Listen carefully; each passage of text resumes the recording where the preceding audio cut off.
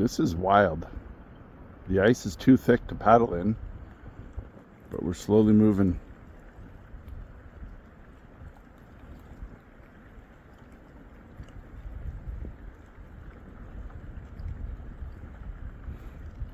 With reference to all the ice chips, chunks, it feels like we're not moving, but when you look at the shore, it's a really weird feeling. Look how big they are too. That's thick. That's about an inch thick. Oh, I'm not trying to go swimming. Flip that up again, I'll zoom in. Wow.